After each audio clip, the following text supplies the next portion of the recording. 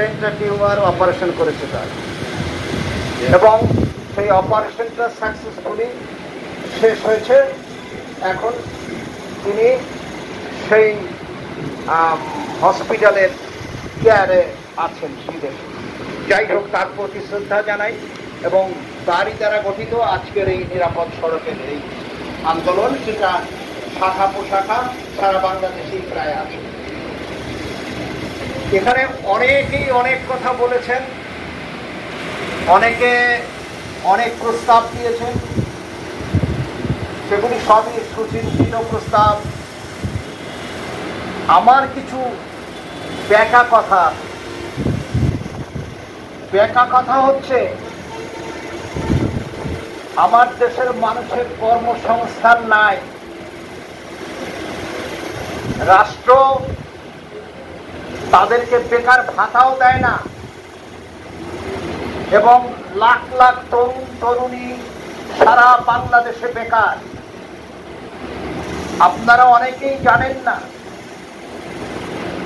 এই শহরেই শত শত ইজি বাইক চালায় মাস্টার্স পাস করা ছেলে। এই শহরেই শত শত ভ্যান চালায় মাস্টার্স পাস করা ছেলে, বিএ পাস না, মাস্টার্স।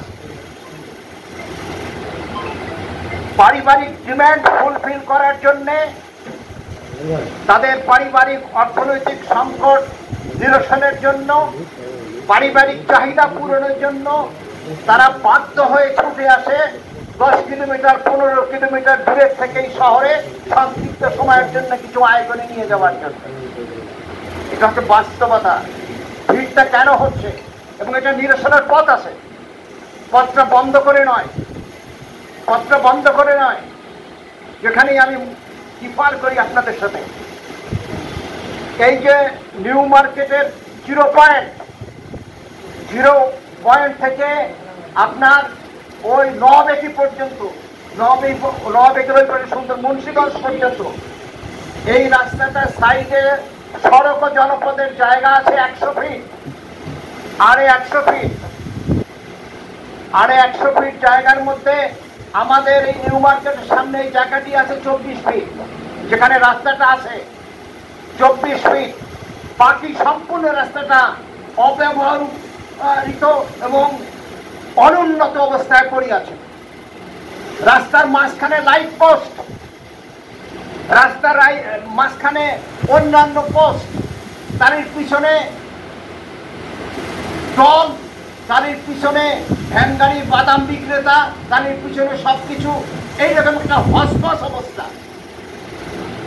আজকে ভূমি অধিগ্রহণ করবারও দরকার নাই, এই 100 ফুট রাস্তাটার প্রশস্ততা নিয়ে আসেন, এরা এই রাস্তাটা ডবলের 3 গুণ করা যায়, এটা 3 গুণ করা যায়। এখন ভাঙতেছেন কেন?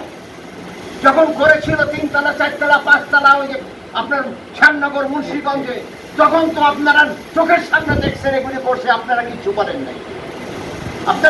বলেন নাই। এই যে কিছুদিন আগে কবির ভাইয়ের যে জায়গাটা, মানে রৌফের যে জায়গাটা, ওটাও সড়ক জনপদের রাস্তা, কিন্তু যখন রোগ পড়েছে তখন যদি আপনারা এসে বলতেন যে ভাই এটা আপনারা করেন না, এটা হবে, তাকে অপমানিত করে পরে এসে ভেঙে দেবেন আপনারা। কিন্তু এতদিন ভাঙেন নাই কেন? সুবিধা নিয়েছেন, সুযোগ নিয়েছেন। আমি বলতেছি এখন এই রাস্তাগুলির এই লাইট পোস্টগুলি রিমুভ করে রাস্তাগুলি প্রশস্ত করে দেন, ডবল প্রশস্ত করলে কোনো যানজট সাতক্ষীরা টাউনে থাকবে না। খালঘাট দিয়া আমি আজকে 10 বছর ধরে বলছি।